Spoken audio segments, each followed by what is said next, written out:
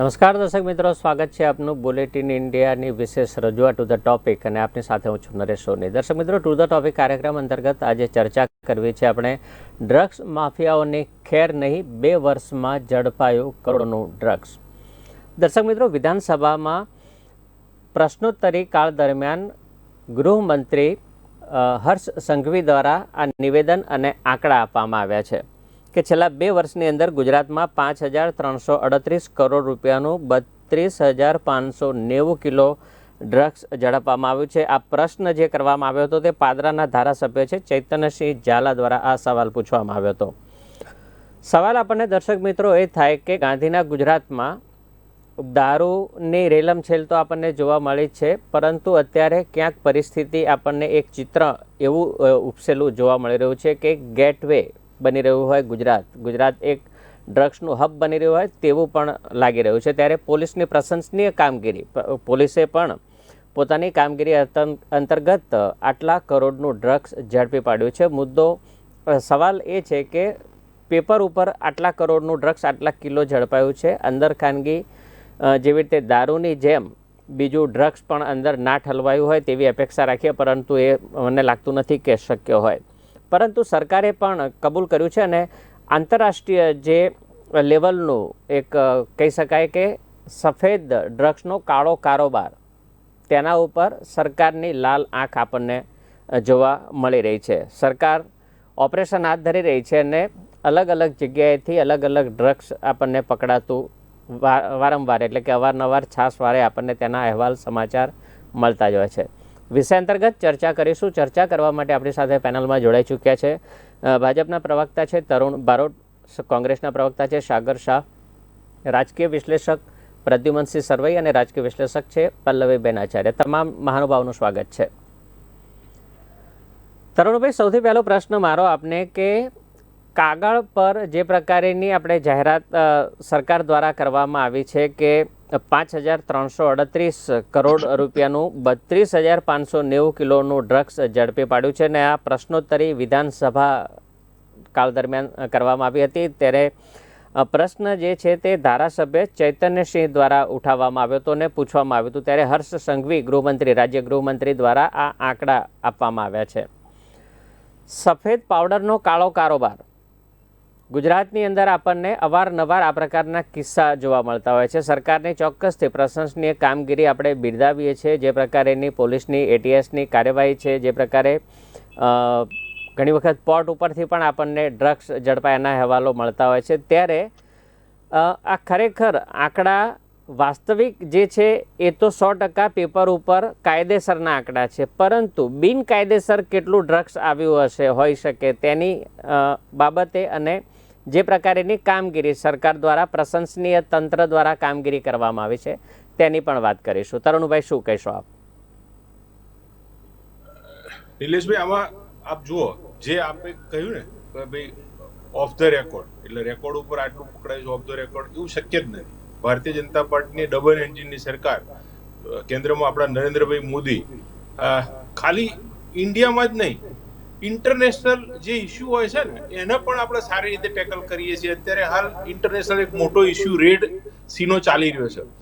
એના અંદર પણ આપ જુઓ, પાકિસ્તાન હોય કે બીજા કોઈ દેશનું જહાજ હોય ને, તો એના માણસોને પણ ભારતીય જનતા પાર્ટીની આપણી સરકાર ત્યાં ઇન્વોલ્વ થઈ અને ત્યાંથી પણ લોકોને સર્વાઈવલ અને એમને રેસ્ક્યુ કરવામાં આવે છે. ગુજરાતના અંદર આપણા હર્ષભાઈ સંઘવી જે યુવાન ગૃહમંત્રી છે, એમને એમના નિવેદનમાં જે કીધું, અને વર્ષોથી જે કહેવાય ને, જ્યારથી ભારતીય જનતા પાર્ટીની સરકાર છે ત્યારથી ક્યાંય પણ, હમણાં આપણે જોયું કે ત્યાં એક ક્રીક છે, એ ક્રીકના અંદરથી એક પકડવામાં આવ્યું હતું.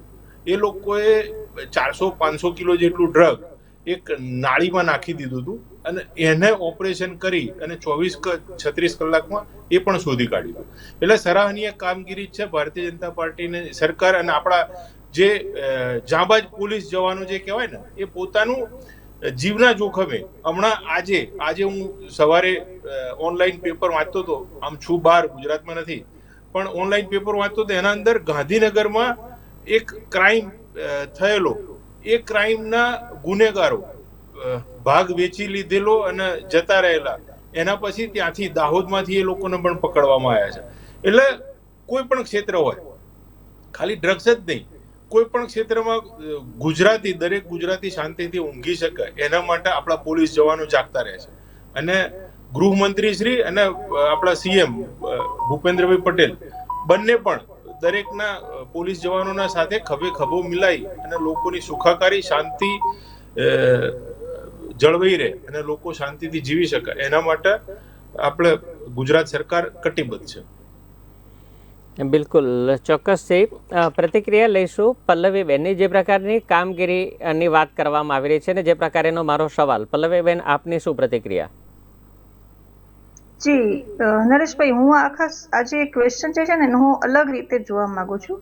હું એ વિચારું છું કે આજે ડ્રગ્સ પર્ટિક્યુલર જ્યારે આપણે હિન્દુ સંસ્કૃતિ કહીએ, પુરાતન સંસ્કૃતિ કહીએ, તો આ ડ્રગ્સના રવાડે છોકરાઓ ચડ્યા કેમ?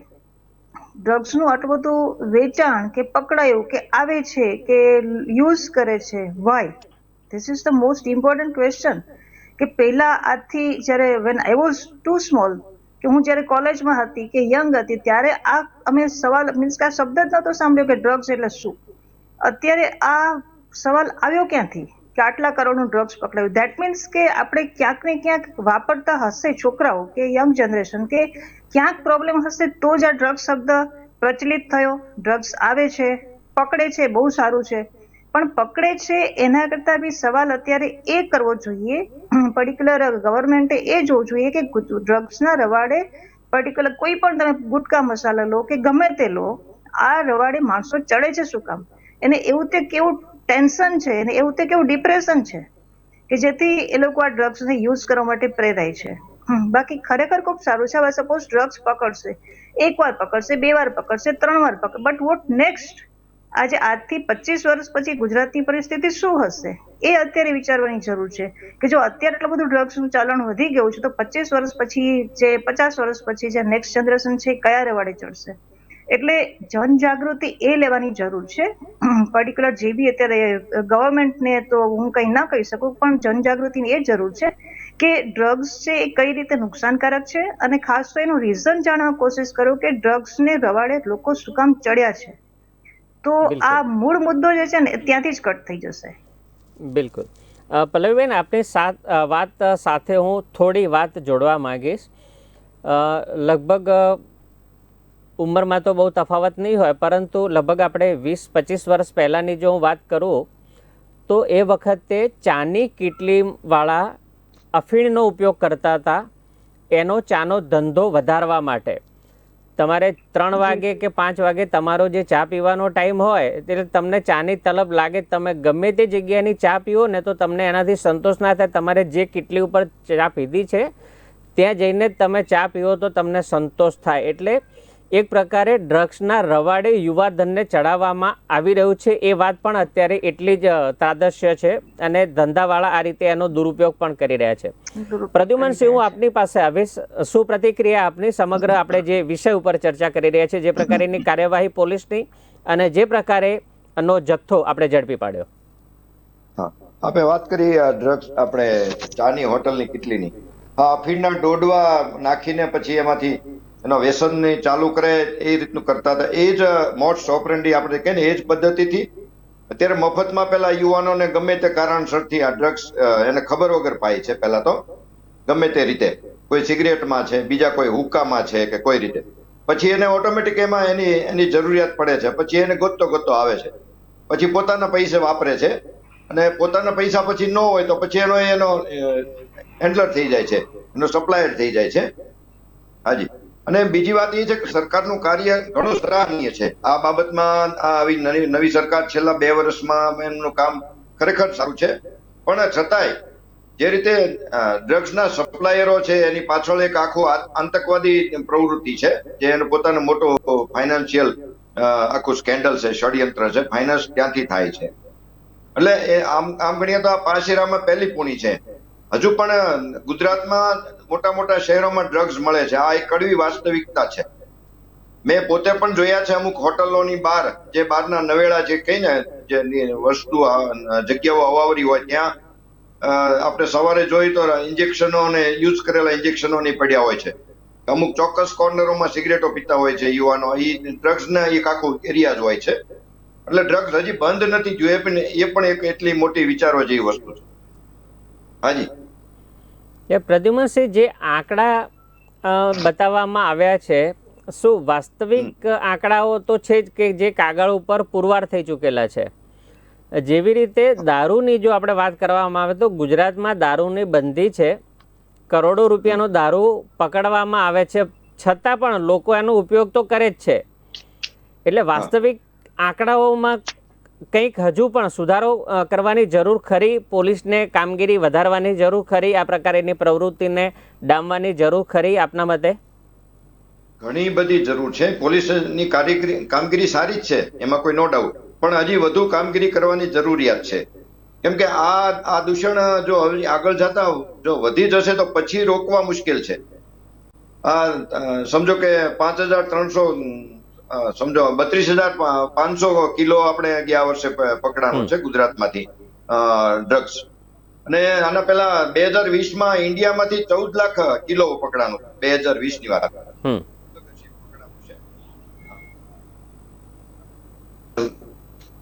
ઘણી બધી કામગીરી કરવાની જરૂર છે. પોલીસની સાથે સાથે સામાજિક, પારિવારિક, બધી રીતે જે તમારું ફ્રેન્ડ સર્કલ છે, તમારું જે આપણું પોતાનું પારિવારિક જે સર્કલ છે, એમને પણ વધારે જાગૃત થવાની જરૂર છે. કેમ કે આમાં તુરંત એડિક્ટ થઈ જાય છે.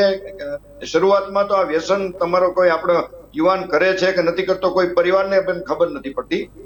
એટલે એમની એકાંતને જે આપીએ છીએ આપણે વધારે પડતી છૂટી આધુનિકતા, એની પાછળ કોઈ આવા કોઈ એનું મિત્ર સર્કલ પણ જોવું, ફ્રેન્ડ સર્કલ પણ જોવું જરૂરી છે.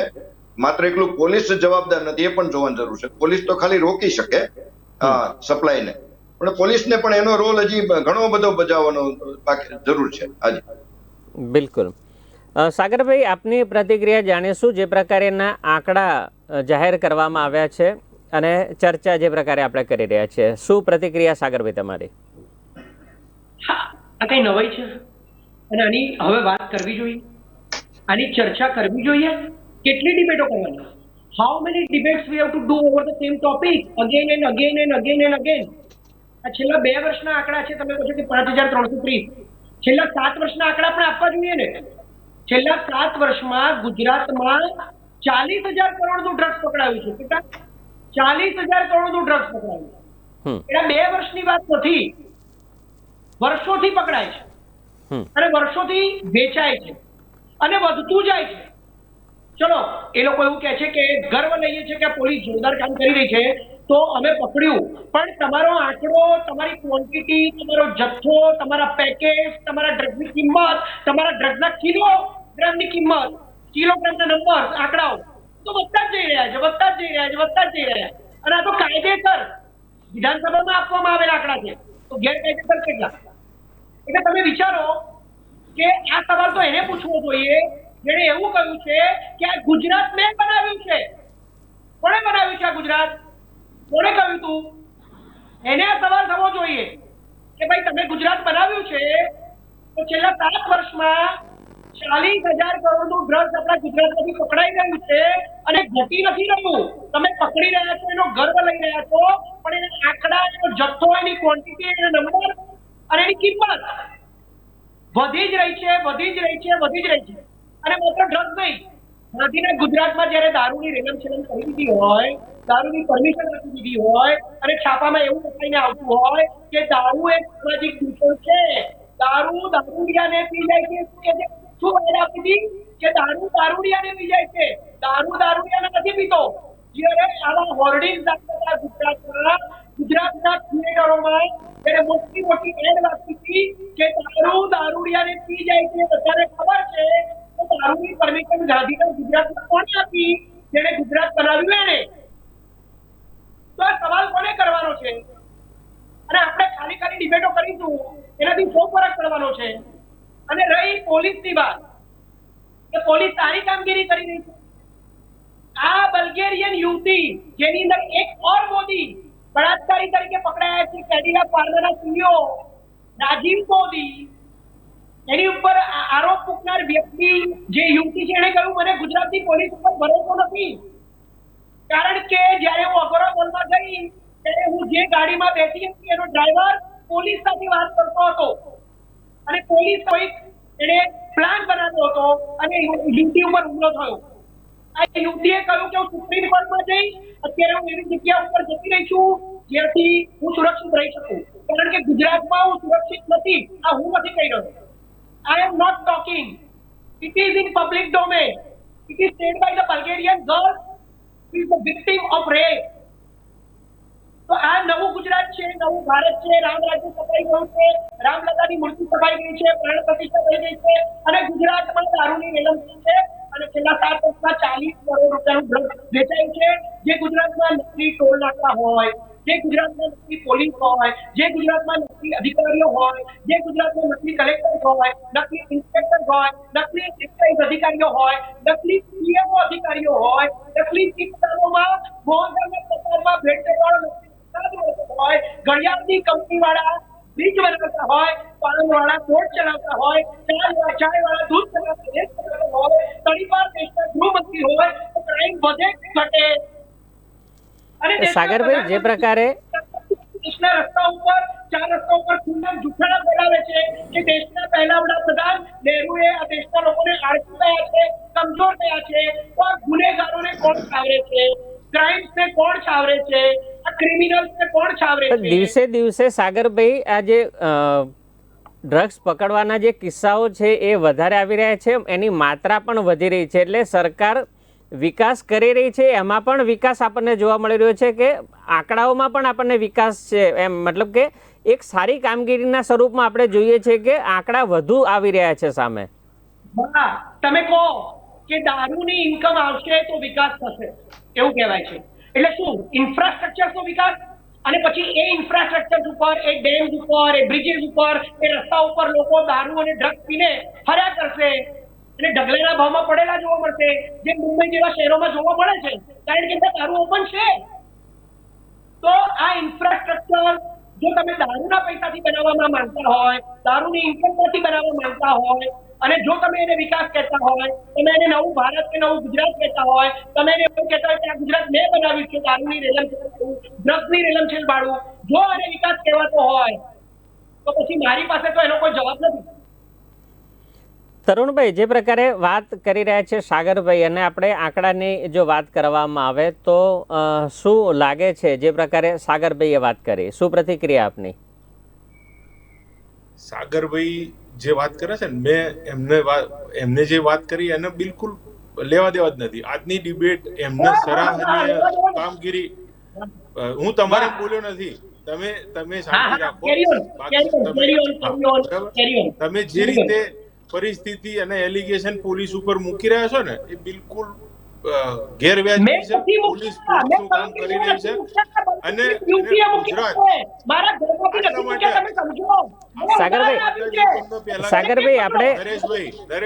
સાગરભાઈ આપણે એમના પ્રશ્નનો જવાબ લઈશું, પહેલા એમની પ્રતિક્રિયા લઈશું, પછી સવાલ કરીએ. સાગરભાઈ, ડિબેટની સામાન્ય જળવાતી નથી, આ ડિબેટની સામાન્ય જળવાતી નથી. આ જેમ તેમ બોલ બોલ કરે માણસ. નક્ષિક પવિત્ર અને નક્ષિક આપણા ભારતીય જનતા પાર્ટીના વડાપ્રધાન, મારા એકલાના જ નહીં, સાગર મહિના પણ વડાપ્રધાન નરેન્દ્રભાઈ મોદી જે રીતે કાર્ય કરી રહ્યા છે ને દુનિયાના અંદર, જે ડંકો વગાડી રહ્યા છે ભારતનો, અને એના ઉપર આપ આવા બધા એલિગેશનો કરો છો.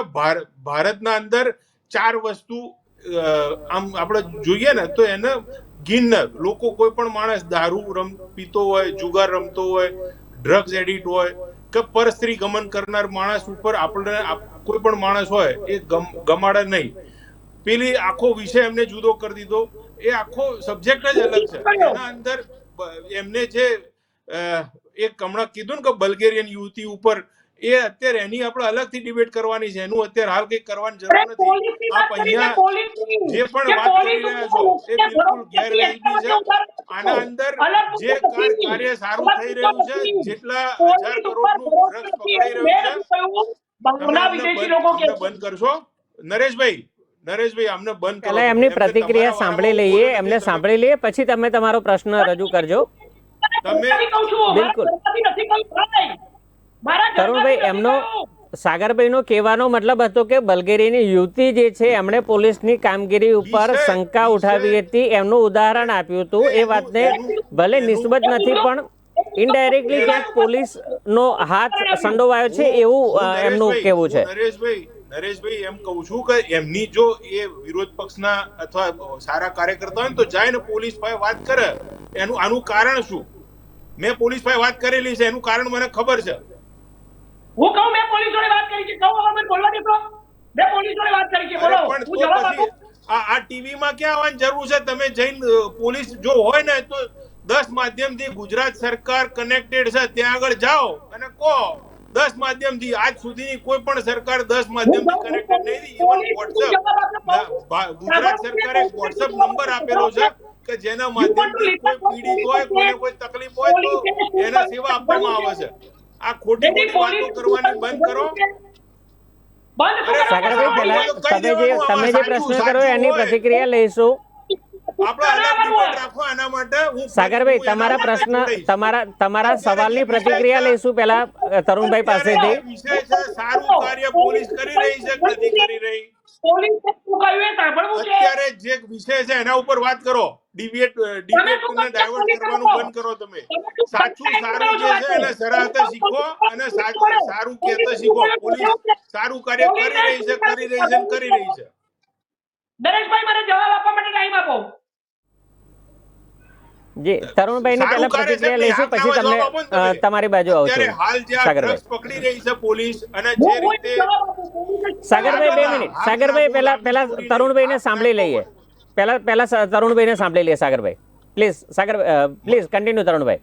ડાયવર્ટ કરવાની જે સ્ટ્રેટેજી છે ને એની જગ્યાએ હાક ના પોલીસ જે કાર્ય કરી રહી છે, બાકી બધાએ એમ કીધું કે સારું છે. સાગરભાઈનું શું કહેવું છે કે ભાઈ હા પોલીસ સારું કાર્ય કરી રહી છે કે નથી કરી રહી? આજે ડિબેટ નો જે સબ્જેક્ટ છે એના ઉપર હાક નામાં જવાબ જોઈએ. લાંબી સ્ટોરી મારે. ઓકે સાગરભાઈ, હવે તમે તમારી પ્રતિક્રિયા આપી શકો છો. એમણે તરુણભાઈ એમની પ્રતિક્રિયા આપી દીધી. સાગરભાઈ શું કહેશો? હાક નામાં હાક ના પેલા મને એમ કહો ખાલી હાક ના. શેની? સાગરભાઈ, શેની હાકે ના?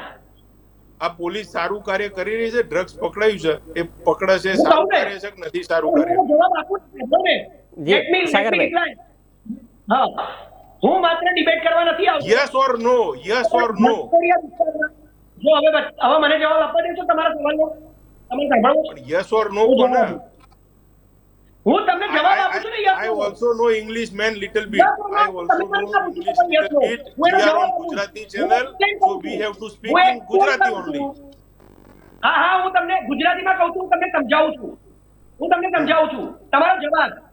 હું માત્ર ડિબેટ કરવા નથી આવતો. નાચોડિયા અને ચાંદોડિયામાં ખુલ્લેઆમ દારૂ વેચાય. એ વાત અમે પોલીસનો કેસ કર્યો કારણ કે ત્યાંના રહેવાસીઓની જે સ્ત્રીઓ હતી એમણે કીધું કે અમારા ઘરમાં પુરુષો પોટલીઓ પીપીને આવે છે, લઠ્ઠો પીપીને આવે છે, અમને હેરાન કરે છે, અમને મારે છે. અમે સ્ત્રીઓને લઈને પોલીસ સ્ટેશનમાં ગયા. પોલીસ સ્ટેશન વાળાએ કીધું કે પોલીસને મોકલીએ છીએ.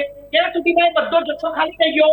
પોલીસે આવીને એમ કહ્યું કે ભાઈ ત્યાં મુદ્દામાલ તો નથી પકડાયો, તો અમે એમની પર કોઈ કેસ ના કરી શકીએ. જે ઘરની સ્ત્રીઓ એવું કે છે કે મારો ઉપર દારૂ પીને આવે છે, મને મારે છે, એને આ પોલીસ પકડતી નથી. પછી અમે નવરંગપુરાના જે પેલા મેડમ છે શિવાની, પણ જે શું કહેવાય એમને એજ્યુકેશન શું છે, જે શિવાની મેડમ છે. હા, ના આબુ ને જવાબ આપું. એ મેડમ એમ કીધું કે આના માટે સબૂત જોઈએ. સબૂત ના મળે તો એ દારૂ વેચતા બુટલેગરોને અમે બોલાવીશું અને એક દિવસમાં અમે એમને છોડી દઈશું.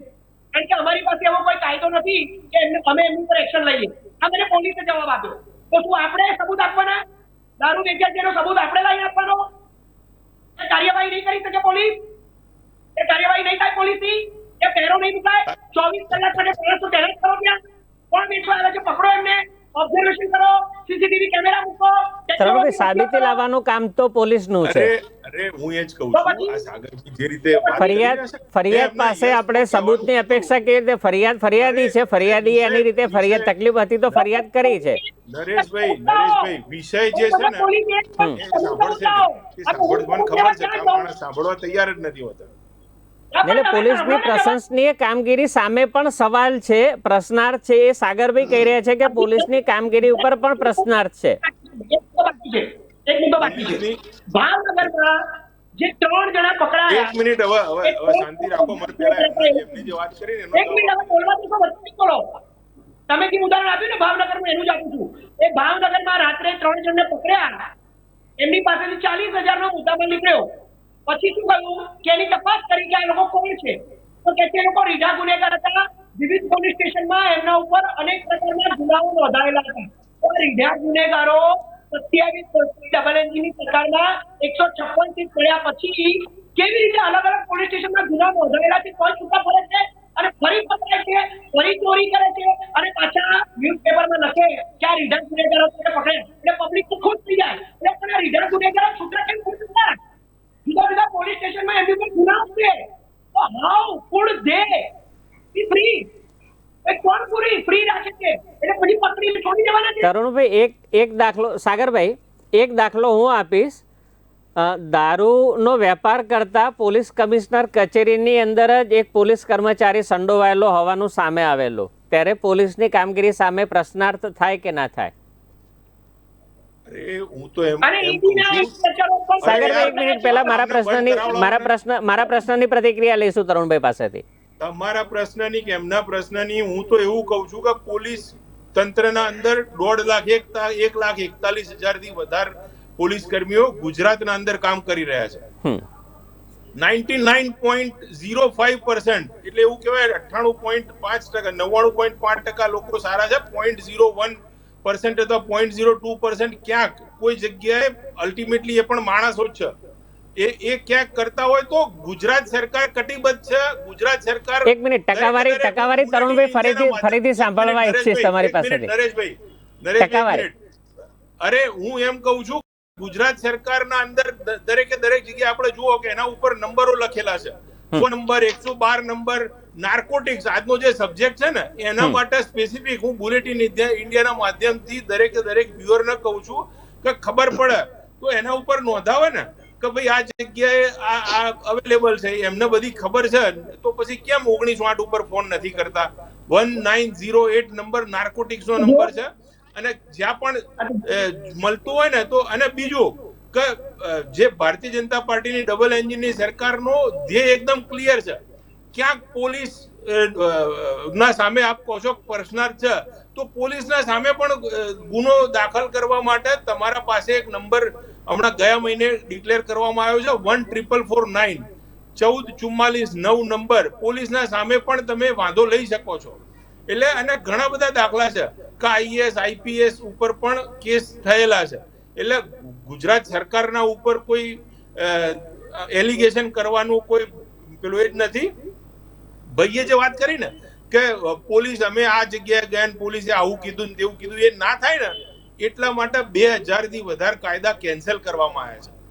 ભારતીય જનતા પાર્ટીના આપણા વડાપ્રધાન શ્રી નરેન્દ્રભાઈ મોદીનો એકમાત્ર ગોલ છે કે કોઈના સામે કોઈ છટકબારી, જે કહેવાય ને કે છટકબારીના કારણે કોઈ ગુનેગાર બચે નહીં, એટલા માટે પહેલી સરકારના અંદર રોજ એક એવું કહી શકાય પહેલા 5 વર્ષ સુધી અને એના પછી પણ બીજી પોઈન્ટ મોદી 2.0 પણ ઘણા બધા 2000 થી વધારે કાયદા કેન્સલ કરવામાં આવ્યા છે. એનું કારણ કે કોન્ફ્લિક્ટ હતા.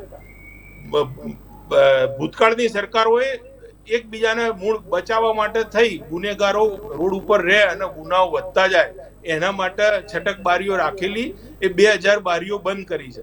દિવસે આપણે જોઈશું કે એના અંદર આ બધી જે તકલીફો છે ને એ બંધ થાય અને ગુનેગારને એની યોગ્ય સજા મળે. એના માટે ભારતીય જનતા પાર્ટીની સરકાર કટિબદ્ધ છે. આના અંદર આપ ગમે તે કહો, મને એમને કીધું અને આપ પણ પોલીસના સામે પ્રશ્નાર્થ કરી રહ્યા છો, તો હું એમ કહીશ 14449 જ્યાં જેને પણ આપણી પેનલમાં અને વ્યુઅર્સને જ્યાં એવું લાગે કે ભાઈ પોલીસનું કાર્ય બરાબર નથી તો એ 14449 ઉપર કમ્પ્લેન કરવી જોઈએ. અને નાર્કોટિક્સનું ક્યાંય પણ હોય તો 1908 દારૂના કાયદાઓ જે પાછા અને બહુ કડક કાયદાઓ જે ઘડાયેલા છે ને એના અંદર ઘણા લોકો અત્યારે હાલ સજા કાપી રહ્યા છે. અને કોઈ પણ હું તો એવું કહીશ કે દરેકે, હું મહેસાણાથી આવું છું અને ત્યાં આગળ નાનો હતો ને ત્યારે પણ હું પોતે 100 નંબર ઉપર ફોન કરતો હતો જ્યારે ભારતીય જનતા પાર્ટીની સરકાર નહોતી.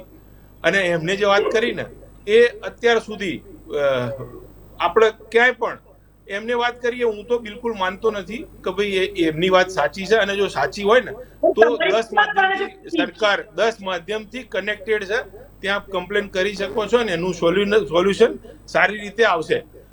વર્લ્ડના અંદર સાયબર ક્રાઇમ જે રહ્યો ને એ મોટામાં મોટો પ્રશ્ન છે. ભારત અને ગુજરાત એક સરાહનીય કામ કરી રહ્યું છે. ખાલી આપણે આ જે જોઈએ ને કે ડ્રગ્સના કારણે જ સારું કાર્ય છે એવું નથી, સાયબર ક્રાઇમ ક્ષેત્રે પણ બહુ સારું કાર્ય થઈ રહ્યું છે. 1930 જેમ 1908 પેલામાં નાર્કોટિક્સનો નંબર છે ને ટોલ ફ્રી નંબર, એ રીતે સાયબર ક્રાઇમમાં 1930 નંબર છે. એક ગોલ્ડન અવર્સ કહેવાય. જેવી તમારા સાથે ફ્રોડ થાય એના અંદર 1-2 કલાકમાં જો ફોન કરી દેવામાં આવે તો એ પૈસા 100% બિલકુલ. એ તો તરુણભાઈ પબ્લિકલી આપણે જાહેર કરવામાં જ આવ્યું છે લિસ્ટ સરકાર દ્વારા.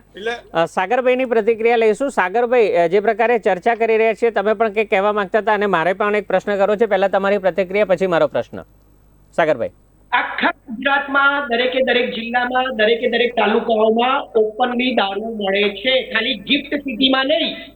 બરાબર છે? તમે બહાર જાઓ અને તમે તપાસ કરો, મળે છે કે નથી મળતો. હપ્તાઓ ચાલે છે, હપ્તાઓ છે ઉપર સુધી. એ ફોન નંબર કહે છે ને કે ફોન નંબર આપ્યા છે, ફોન નંબર પર ફોન કરીને પોલીસ કહે છે સબૂત તમે આપો. અને અમારે સબૂત આપવાના હોય, અમે તો ખાલી ઇન્ફોર્મેશન આપીએ કે દારૂ વેચાય છે, તો તપાસ તમારે કરવાની હોય, એરો તમારે લગાવવાનો હોય. અને રીઢા ગુનેગારોને કોણ સાચવે છે? સાગરભાઈ, તમારી વાત સાથે તમારી વાતની સાથે એક વાત હું જોડવા માંગીશ અને તરુણભાઈને વાત તરુણભાઈ સુધી અને તરુણભાઈ થકી પ્રશાસન સુધી પહોંચવા માટે હું એક ઉદાહરણ આપીશ. 100 નંબર ઉપર તમે જ્યારે આવા તત્વોની સામે ફોન કરો છો ને, ત્યારે સૌથી પહેલાં એ 100 નંબર ઉપરથી માહિતી લીક થઈ અને જે તે વ્યક્તિએ ફોન કર્યો હોય ત્યાં સુધી એનો પ્રેશર જતું રહે છે. અને એ જે અમુક તત્વો એવા છે, એમ નથી કહેતો કે બધી પોલીસ મિલીભગત છે, અમુક લોકો એવા છે એની અંદર સંકળાયેલા છે, જેના કારણે આખું તંત્ર બદનામ થઈ રહ્યું છે. 100 નંબર ઉપર ફોન કરો ને કે અહીંયા આગળ દારૂનો અડ્ડો ચાલે છે કે અહીંયા આગળ જુગારનો અડ્ડો ચાલે છે, તો સૌથી પહેલાં તો એ નંબર ટ્રેસ થઈ અને એ પહેલાં તો એમને ધમકી મળી ગઈ હોય એવો પણ કિસ્સો મારા ધ્યાનમાં આવેલો છે આ મારી જર્નાલિઝમની કેરિયર દરમિયાન. એટલે વિશ્વસનીયતા ઉપર પણ ક્યાંક તરુણભાઈ પ્રશ્ન આપણને થાય. કેટલા વર્ષ પહેલા એક મિનિટ મારો જવાબ કેટલા વર્ષ કેટલા પહેલા તમે લોકો છો અને કંટ્રોલિયા અને ચાંદોદમાં ફોન કર્યો ને તો એ પહેલા ત્યાં આગળ ફોન પહોંચી ગયા હતા અને બધા લોકો ભાગી ગયા હતા. કેવી રીતે ખબર પડી કે એમને આ લોકો જઈને કમ્પ્લેન કરી આવ્યા છે? આવું થાય જ છે, હકીકત છે. માહિતી લીક થઈ રહી છે અમુક લોકોના કારણે. એવું નથી કે બધા જ લોકો ભ્રષ્ટ છે, આપણે એવું નથી કહેતા, પણ અમુક તત્વો એવા છે. અરે તો તમે નરેશભાઈ, તો તમે સાગરભાઈ જે વાત કરે છે કેમ પીછો છોડી દીધો? હું તો એવું કહું છું કે પીછો ના છોડવો જોઈએ. તમારી જગ્યાએ હું તો ના પીછો છોડું. ટેકનોલોજીનો જમાનો છે, એના અંદર કમ્પ્લીટ ટ્રેસ થઈ જ જાય કે ક્યાંથી કોને માહિતી આપી. એટલે 0.01% લોકો જે છે ને એ પણ આવો એક માણસ મળશે તરુણભાઈ, હું તમને એક માહિતી આપું અત્યારે બુલેટિન ઇન્ડિયાના માધ્યમ થકી. તરુણભાઈ, બુલેટિન ઇન્ડિયાના માધ્યમ થકી હું તમને ડ્રગ્સના સિવાયની બીજી એક જે પોલીસની કામગીરી ઉપર શંકા ઉપજાવનારી વાત છે એનું હું તમને ઉદાહરણ આપું છું. તમે એ વાતનું સોલ્યુશન લઈ આપજો. બુલેટિન ઇન્ડિયાના માધ્યમ થકી હું તમને કહું છું.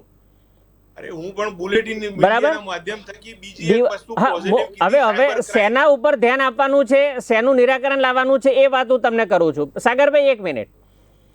દિવસ દરમિયાન અમદાવાદની અંદર ખાનગી ટ્રાવેલ્સની જે બસો છે એની એન્ટ્રી બેન છે.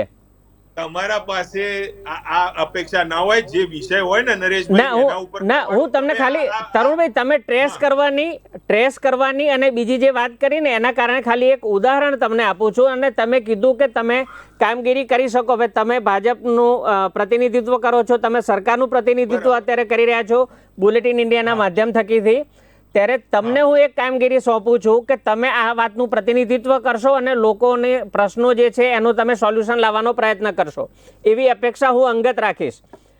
ખાનગી ટ્રાવેલ્સની લક્ઝરી દિવસ દરમિયાન વર્કિંગ અવર્સની અંદર અમદાવાદ સિટીની અંદર આવે છે. 3 જગ્યાએ એના હપ્તા લેવાય છે: જુંડાલ સર્કલ, ચાંદખેડા અને શાહીબાગ. 3 જગ્યાએ 2,000 રૂપિયાના પ્રતિ બસ દીઠ હપ્તા લેવામાં આવે છે. એક ખાનગી બસનો 6,000 રૂપિયાનો મહિનાનો હપ્તો બાંધેલો છે.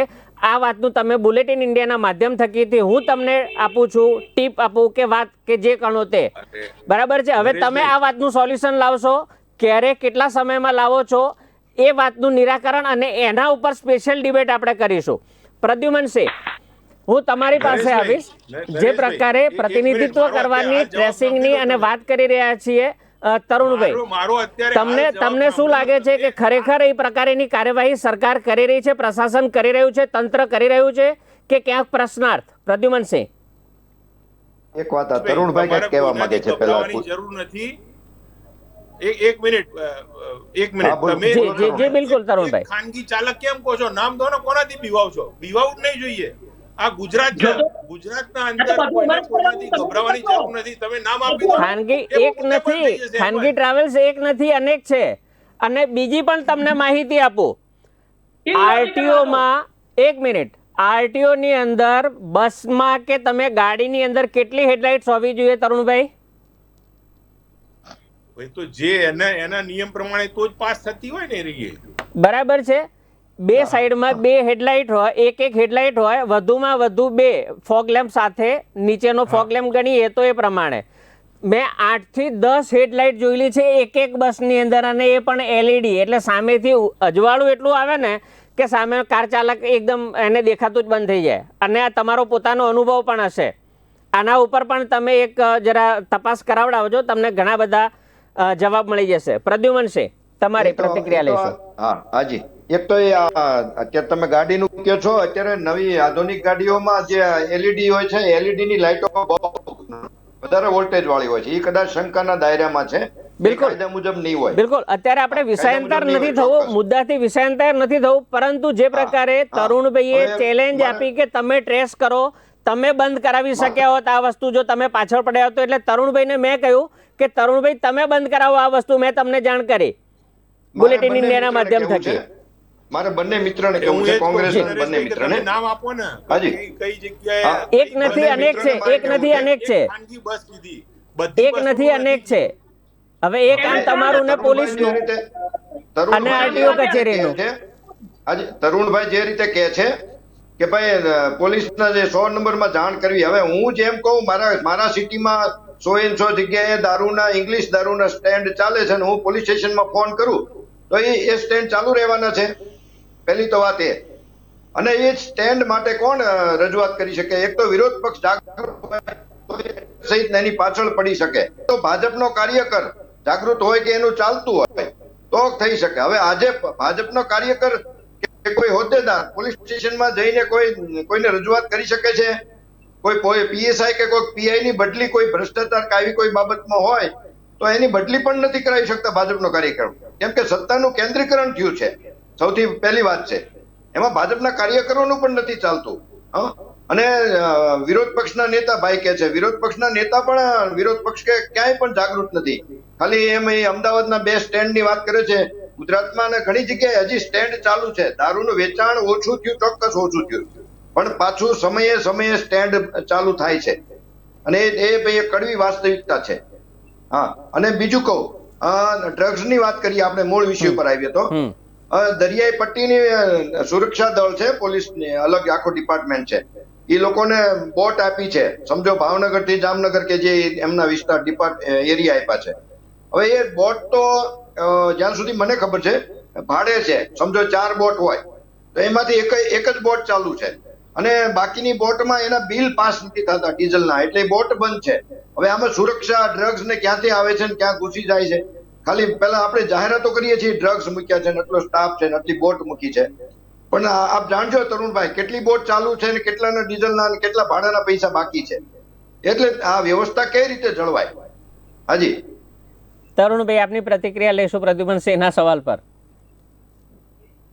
પ્રદ્યુમનસિંહની જે વાત છે ને કે ભાઈ ભાડે લીધેલી બોટ હોય અને એના ડીઝલના પૈસાના કારણે બંધ થતી હોય, બંધ થવાનું કારણ કંઈક બીજું હોઈ શકે.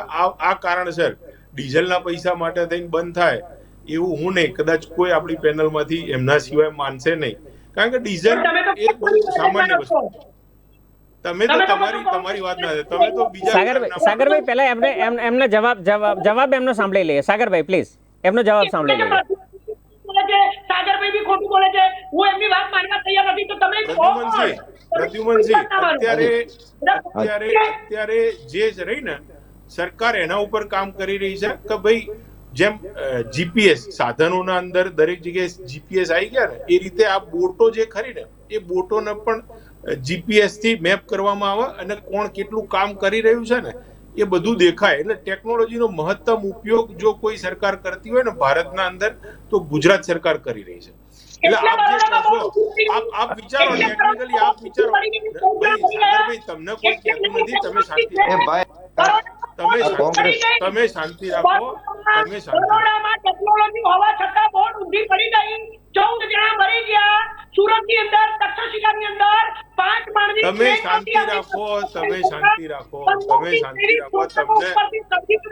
સાગરભાઈ આપણે વિષય અંતર્ગત ચર્ચા કરીશું. સાગરભાઈ આપણે હવે કોંગ્રેસને હજી કેટલું પાછળ ઠેલવવું છે? ટેકનોલોજીની વાત કરું છું. હું કોંગ્રેસની વાત સાગરભાઈ. કરું છું કે કોંગ્રેસના વિરોધ કર્યો એટલે મોહનથાળના પ્રસાદમાં થતી ભેળસેળ બંધ થઈ. મોહનથાળનો વિરોધ કોંગ્રેસે કર્યો તો કોંગ્રેસે જ કોરોનાના ડેથના આંકડા બહાર લાવ્યા હતા કે 4 લાખનો આંકડો આપ્યો તો સરકારે. સાગરભાઈ એક વિષયની વાત કરીએ આપણે. આપણે કોંગ્રેસને હજી કેટલી પાછળ ઠેલવી છે સમજાતું નથી. વિષય ઉપર હોય. હવે કોઈ માણસ જીપીએસ છે તો બરોડામાં બોટમાં જીપીએસ નહોતું, બરોડામાં ટેકનોલોજી નહોતી, બરોડામાં બોટ કેવી રીતે ઊંધી પડી ગઈ? ત્યાં ટેકનોલોજી નહોતી. એની વાત છે, હું એની વાત કરી રહ્યો છું. તળાવમાં જીપીએસ ન હોય આ તો બહારની વાત છે. હવે તમે અત્યારે મોદીની કોઈ માણસ અરે સાગરભાઈ કોઈ માણસ છેડતીમાં પકડાનો એની સરનેમ મોદી હોય તો પછી બધે મોદી એમાં ન હોય. એકવાર તો મોદી નામે આપણે ઉપર રાહુલ ગાંધીજીને આપણે બદનામ થયા છીએ હાઈકોર્ટ સુધી, સુપ્રીમ સુધી. આપણે ડિબેટને ડાયવર્ટ નથી કરવી. સાગરભાઈ, પ્રદ્યુમનસિંહ, આ બંનેને વિનંતી કરીશ, આપણે એ મુદ્દા ઉપર નથી જવું પ્લીઝ. પ્રદ્યુમનભાઈ, જીપીએસ ના હોય તળાવમાં હું માનું છું, પણ ટેકનોલોજી બીજી જેની બચાવની ટેકનોલોજી હોય એ તો હોય ને, હું એની વાત કરું છું. હા, એ સિટીમાં સમજો પોલીસની વાન ચાલે છે વેન એરિયા વાઇઝ, એનું સૌથી સારું કામ છે ભાજપની સરકારનું. પલ્લવીબેન, હું આપની પાસે આવીશ. 1 મિનિટ, તમામ પેનલિસ્ટને રિક્વેસ્ટ કરીશ. પલ્લવીબેન, આપનો અભિપ્રાય અને આપની પ્રતિક્રિયા જાણીશું. આપણે ચર્ચા કરી રહ્યા છીએ, શું માનવું છે આપનું? જી, આમાં નરેશભાઈ હું તો એમ કહીશ કે બીજેપી છે કે કોંગ્રેસ છે કે એવી રીતનો સવાલ નથી. સવાલ જે છે એ દેશની સંસ્કૃતિનો છે, આપણી અસ્મિતાનો છે. આજે જયારે આપણે ડ્રગ્સ પકડાય છે કે ન્યૂઝમાં આવે છે કે ઇન્ટરનેશનલ લેવલ પર કોઈ એમ કે અમદાવાદ ગુજરાતમાં આટલું ડ્રગ્સ પકડાયું, તો ગુજરાત જે છે ઇન્ટરનેશનલ લેવલ પર આજ ગુજરાતનું નામ છે. આજે તમે બીજેપી કે કોંગ્રેસ કે આપ કે એ રીતે ઝઘડવાને બદલે દેશની એકતા અખંડિતતાનો સવાલ કરીને બંને ભેગા મળીને કોઈક સચોટ એનો ઉપયોગ કરવો જોઈએ, એનો કંઈક ઉકેલ કરવો જોઈએ કે ભાઈ એકચ્યુઅલી સિચ્યુએશન શું છે. આજે ટેકનોલોજીના છોડો કે મૂળ જે આપણો પ્રશ્ન હતો કે ડ્રગ્સ, તો ડ્રગ્સ અહીંયા કઈ રીતે આવ્યું, કયા કન્ટ્રીમાંથી આવ્યું છે, કયા રસ્તે જાય છે અને શું કામ આવે છે, તો આ જે પ્રશ્ન છે, મૂળ પ્રશ્ન છે, એમાં પછી બીજેપી કે કોંગ્રેસ ના હોઈ શકે. આ આપણે ભારતનો સવાલ છે. આપણો જેમ સોમાલિયા છે કે એ બધા કન્ટ્રી જે રીતે બદનામ થયેલા છે એ રીતે કે એવું ના થાય કે આપણું ઇન્ડિયાનું ગુજરાત બદનામ થાય. એમાં પછી બીજેપી હોય કે કોંગ્રેસ હોય કે આપ હોય, એ લોકો એ વિચારવાનું છે, અંદરો અંદર ઝઘડવાની બદલે સોલ્યુશન કાઢવાનું છે કે આને સ્ટોપ કઈ રીતે કરી શકાય. પોલીસની કામગીરી નો ડાઉટ અત્યારે પર્ટિક્યુલર ડ્રગ્સના મામલે પોલીસે સારું કામ કર્યું કે ડ્રગ્સ પકડ્યું અને એટલીસ્ટ બહાર આવ્યું કે ચલો આવું કંઈક બહુ વધારે પડતું થઈ રહ્યું છે એટલે બધા. અને આમાં એવું બી નથી કે એકલી પોલીસની જવાબદારી છે કે એકલી ગવર્મેન્ટની જવાબદારી છે. This is also our social responsibility. એટલે આમાં બધા પરિબળો ભેગા થઈને આનો કંઈક ઈલાજ કરવો જોઈએ. એમાં અંદરો અંદર ઝઘડવાથી આ પ્રશ્નનો ઉકેલ નથી આવવાનો. એટલે મારું મંતવ્ય એવું છે કે આમાં પછી કોંગ્રેસ કે બીજેપી ના હોવું જોઈએ. બિલકુલ સાચી વાત છે. હું પલ્લવીબેનની વાત સાથે સહમત છું, કારણ કે આપણે ગુજરાતની છબી ખરડાઈ રહી છે. સાગરભાઈ અને તરુણભાઈ બંનેને હું રિક્વેસ્ટ કરીશ કે જે પ્રકારે આપણી ગુજરાતની છબી ખરડાઈ રહી છે સમગ્ર દેશની અંદર, સમગ્ર આંતરરાષ્ટ્રીય સ્તરે. મને 1 સેકન્ડ આપો. હમણાં જે કિસ્સો થયો દેવભૂમિ દ્વારકામાંથી જે ડ્રગ્સ પકડાયું એના કારણે ઓરિસ્સામાંથી 2 જણને પકડવામાં આવ્યા છે. તરુણભાઈએ શું કીધું કે ઇન્ટરનેશનલ લેવલે જબરજસ્ત ટેકનોલોજી સાથે બધાને પકડી રહ્યા છે. આ ઓરિસ્સા ક્યાં આવ્યું? તો ખાલી ગુજરાતમાં, આખા ભારતમાં ડબલ એન્જિનની સરકાર સેન્ટ્રલમાં અને ગુજરાતમાં, તો ઓરિસ્સા ક્યાં છે? તો જે બે માણસની જપ્ત કરવામાં આવી, જે બે માણસો ડ્રગ સાથે સંકળાયેલા છે, એ બે માણસો ભારતીય છે, ઓરિસ્સામાં છે. તો ક્યાં શું ચાલે છે? આખા ભારતમાં ચાલે છે નેટવર્ક. જી પ્રદ્યુમનસિંહ, આપની પ્રતિક્રિયા જાણીશું. હા, એ કોંગ્રેસના મિત્ર કહે છે કે દ્વારકામાંથી ડ્રગ્સ પકડાણું, તો પછી દ્વારકામાં પછી એની સામે સરકારે એક્શન લીધા. ગેરકાયદેસર લોકો જે રહેતા હતા, ડ્રગ્સની હારે કનેક્ટેડ હતા બેટ દ્વારકામાં, તો એનો કોંગ્રેસે વિરોધ શા માટે કર્યો જે તે સમયે? તો સરકાર એકવાર એક્શન લે છે તો પછી એનો આંધળો વિરોધ પણ શું કામ કરો છે? એ પણ કોંગ્રેસે એની ફરજ ક્યાંક ખોટા ખેંચાઈ જાવ છો. ના, હું તમને એટલે એમ રોલ કહેવા ભજવો માંગુ તો છું. તટસ્થ ભજવો, રોલ ભજવો નહીં, તો હું તટસ્થ ભજવો. કોઈ એક સમૂહને કે કોઈ એક કંપનીની કોઈને એક હિતમાં રોલ નો ભજવો. તમે મારી વાત સમજો. પહેલા હું શું કહેવા માંગુ છું સમજો કે જ્યારે એમણે કહ્યું કે એવી ટેકનોલોજી નથી, દ્વારા તમે રહેવા દો. તમે ગુજરાતના અને ભારતના બદનામ કર્યા સિવાય કોઈ ધંધો કરતા નથી.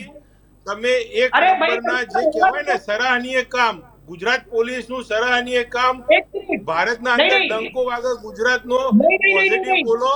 નહીં તો આ જે વધ્યા છો ને એ પણ નહીં વધે. 156 અત્યારે 15 વધ્યા છે, 15 માંથી એટલા પણ નહીં વધો.